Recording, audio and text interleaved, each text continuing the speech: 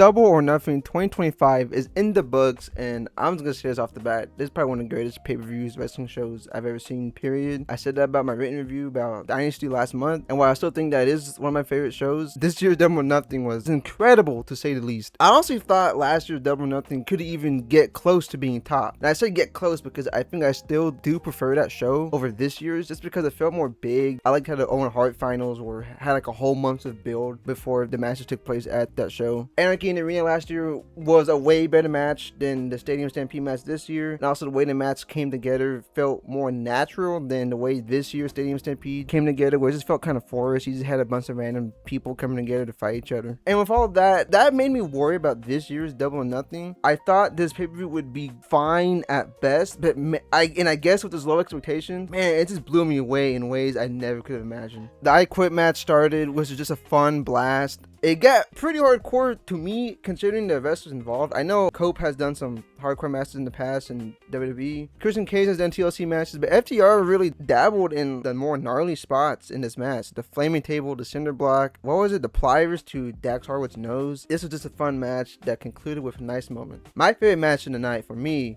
and for a lot of people I bet, was Konosuke Takeshita finally getting a huge moment in AEW, defeating Kazuchika Okada for that international title, but having it for a second time.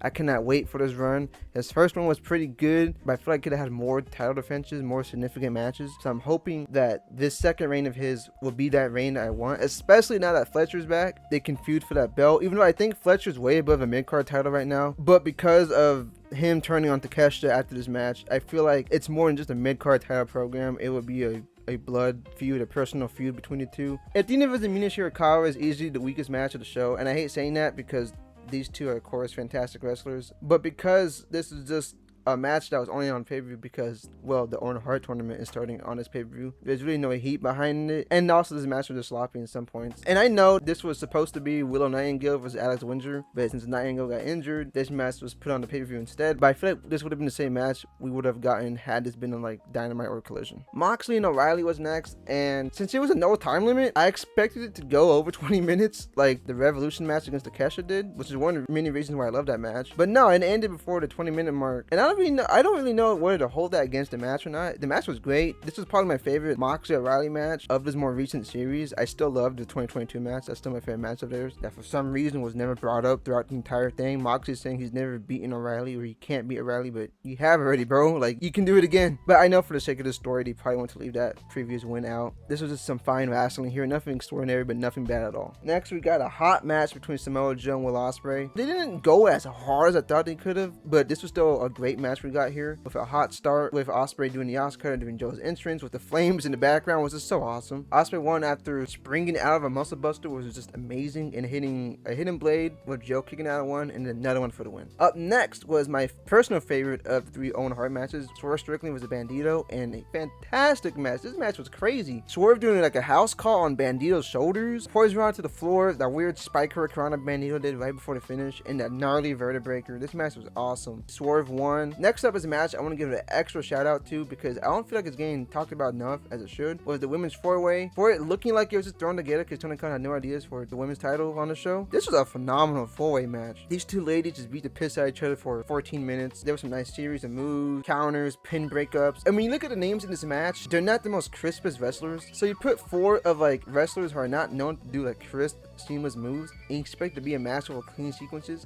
I can see where you get disappointed, but also I can't, because like it's Tekla, Shida, Hayter, and Statlander. If you're expecting some like New Japan Super Junior type action, then you're always gonna get let down, because when I see those four names, the match that I expect is the exact match we got, and because of that, I was pleasantly pleased with this match. Next was a Stadium Stampede match, and like I said before, wasn't really big on this match going into it. It just feels so forced, so random, and the lineup in this match are like wrestlers I wouldn't expect to like have a type of match like this. The Dogs, the Hurt Syndicate, Andrade, and Mark Davis, like those aren't like the wrestlers I think of when I think of Stadium Stampede, Anarchy in the Arena plunder matches. But no, this match was really fun. Probably the least best of like the Stadium Stampede, Anarchy in the Arena matches. And one thing I do like about this match is that, for me at least, there is a clear difference between Stadium Stampede and Anarchy in the Arena. Anarchy in the Arena has the loud music going. It's the fun, goofy moments mixed with gnarly violence. But Stadium Stampede, there is no music. It's more of fun action. There's no blood everywhere. There's no attacks or stuff exploding exploding randomly. I feel like Anarchy in the Arena is the more violent of like the arena brawl matches, as opposed to Stadium Stampede, which is the more tame brawl in the arena match. Jericho's team won this at the end. I also want to mention that the instances, specifically the Good Guys video package were coming out, was hilarious, especially Kenny Omega smoking a cigar and coughing. I thought that whole bit was hilarious. And in the main event,